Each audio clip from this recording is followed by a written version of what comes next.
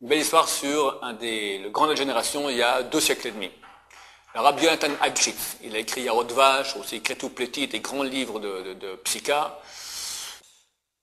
Un jour, le seigneur de sa région lui dit, dites-moi, vous dites que le Mashiach, votre Messie va venir un beau jour, mais qui vous êtes? Un petit peuple, sans rien.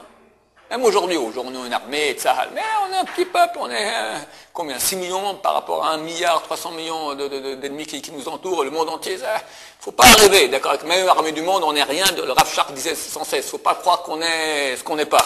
On est des petits, très vulnérables, faut faire attention.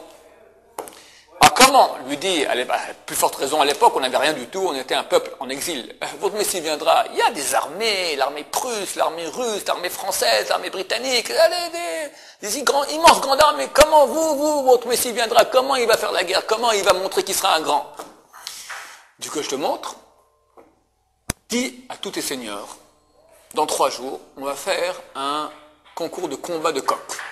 Que chacun prépare bien son coq, on verra qui sera vainqueur. Moi, j'amènerai mon coq aussi, on verra. Je te montrerai que moi, je serai le vainqueur. Ah ouais? Ok, très bien. Le roi envoie des édits spéciaux à tous ses seigneurs. Venez, dans 3 jours, chacun amène son coq de combat le plus fort, et on va voir maintenant qui va gagner. Après 3 jours, les trompettes, les drapeaux, tous les seigneurs qui sont là, et le roi s'installe, et chaque seigneur amène son coq, des coqs flamboyants, des coqs cruels, forts, puissants. Et le roi vient, il sort un coup de son sac comme ça, un petit coq, tout freluquet, tout tremblotant. Les seigneurs là se regardent en faisant des sourires, des coups d'œil comme ça, ils rigolent déjà.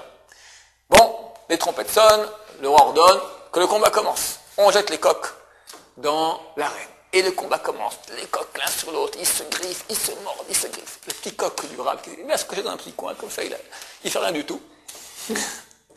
Et à la fin du combat, tous les coqs sont morts, et le petit coq qui sort comme ça, tout penaud, vivant. C'est marqué dans les textes qu'à la fin des temps, il y aura une grande guerre dans le monde. On n'est pas prophète ni fils de prophète. C'est vrai que tout le monde sent un peu que c'est pour bientôt.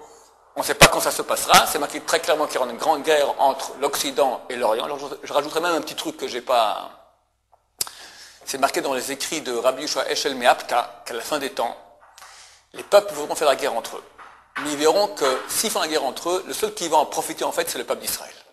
Alors, ils vont tout faire pour ne pas rentrer en guerre. Mais néanmoins, c'est marqué, comme ça a dit Rabbi Joël Meapta, par la tignasse de leur chevelure, de force, ils seront obligés de rentrer en guerre. Et il a rajouté, on peut dire cela en mon nom, comme si on entendait de la bouche d'un prophète. On a un exemple éloquent de cela par le combat de coq de Rabbi Yonatan Agshitz. Bonne journée.